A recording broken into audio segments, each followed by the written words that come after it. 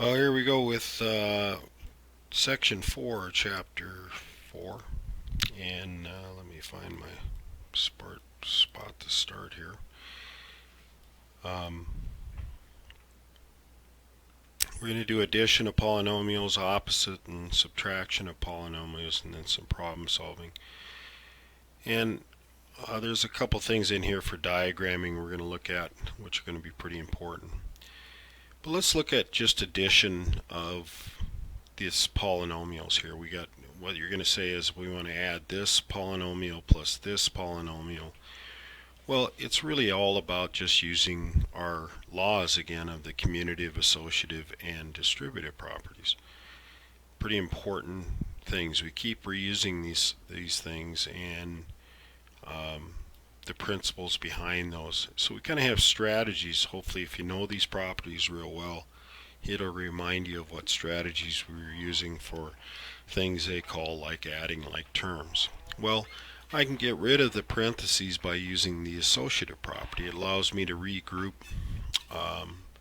these things because it's all addition or supposed to be addition. In fact, what I would do right away, though they don't do this in the book, really to apply that, I would say, well, I would like this all to be addition because then I can use the commutative, change the order, and I can use the associative, which is change grouping, and that might have some advantages to trying to get to the distributive property, which is exactly what we're going to do.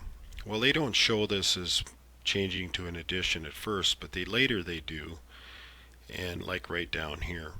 But I would change it right away. I would rewrite this as negative 5x cubed plus 6x plus a negative 1. I change that to add the opposite. And 4x cubed plus 3x squared plus 2.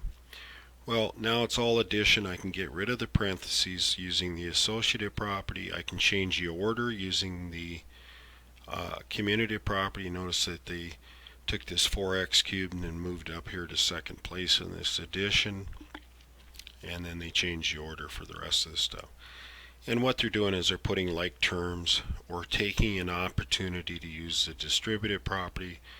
And then I would put grouping around that too. I wouldn't write all this out, but I'd think about what's going on to do this, right?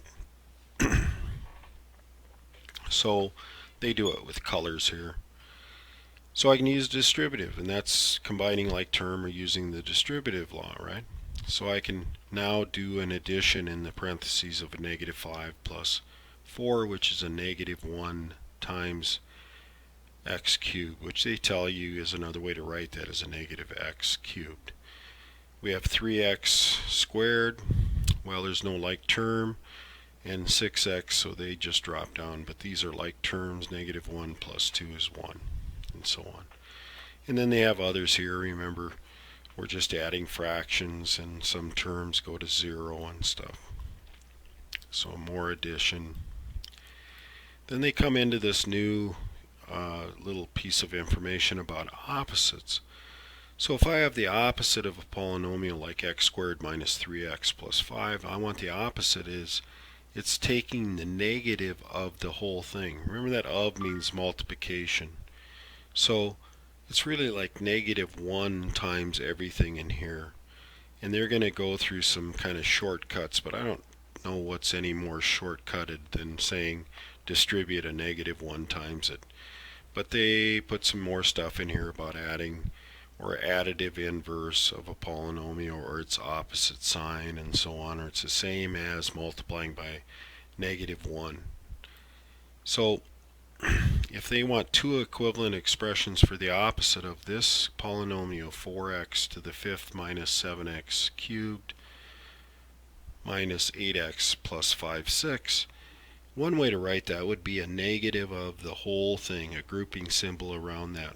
Or in other words, I would even accept this too if you wrote negative 1 times, or parenthesis, and then this parenthesis.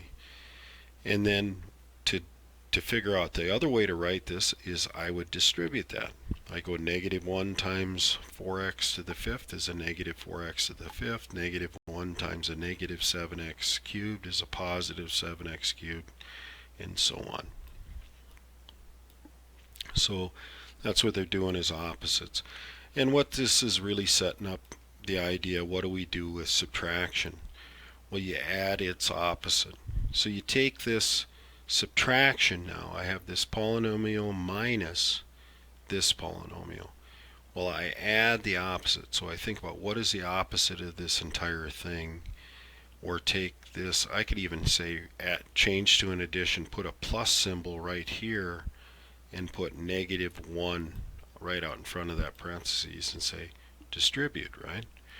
Well, they're showing different ways that they go through that. They distribute this negative by changing the sign of each term in that grouping symbol that's being subtracted, and now you have addition, and you combine like terms using the associative and commutative properties and distributive properties. Okay, so they go through a couple of subtractions that way.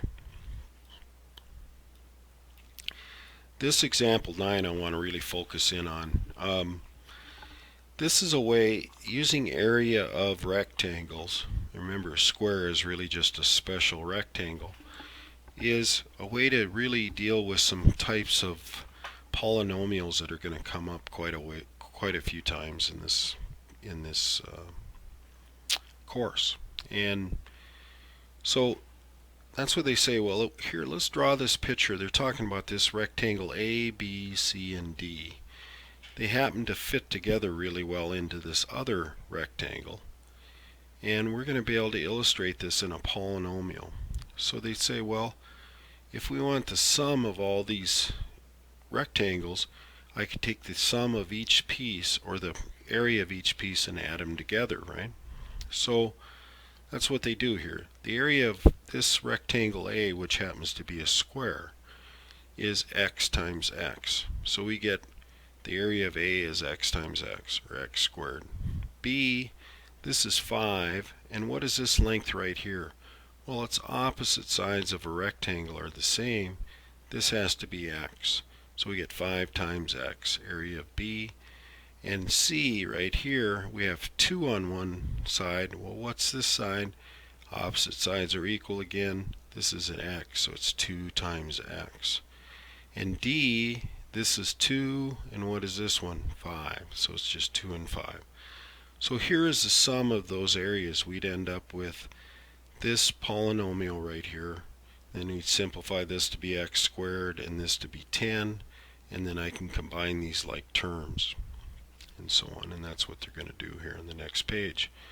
So we carry out those things. We can combine like terms, and we end up with this x squared plus 7x plus 10. And then they say, well, how can I check this? Well, let's put a value in for x and see if it works. So if we took this expression 7x, or x squared plus 7x plus 10, and put 3 into it, we'd get 3 squared plus 7 times 3 plus 10, and we get 40.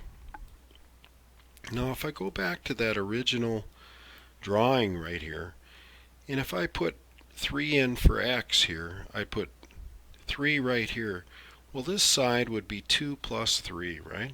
This length right here. And this side would be 3 plus 5. So I end up with 5 on this side and 8. What is 5 times 8? It's 40. So we did this polynomial correct. So both ways, using the diagram and using my polynomial by substituting in a number, I can see that I got a good result for my polynomial. And also another thing they point out here is that you could look at this area of this other triangle, and this is probably the most important part of this kind of diagramming. When I look at this side right here, what is the length of this entire side? Well, it's going to be x plus 2. And what's the length of this entire side? Well, that's x plus 5. I need to multiply this times this, and that's what they're showing here in this example, is it's the same as x plus 5. That's one side of that rectangle, big rectangle, all 4 parts put together, and the other side is x plus 2. And then I could check it that way. If I put 3 in for that, I end up with 8 times 5 equals 40. That's kind of what I did on the diagram to begin with. This part right here is going to become real important when we're talking about factoring and so on. Okay, and this is called a quadratic. So very important. It's just kind of an application, but it really comes up with some real important tools we're going to use many times in this course. And then there's our connection to technology with graphing calculators. We're not using that in this course. And then our exercises. So good luck, and remember to get that proctor set up, or know when you're going to get your proctoring. You can use scratch paper and TI-30 or equivalent calculators. So talk to you later.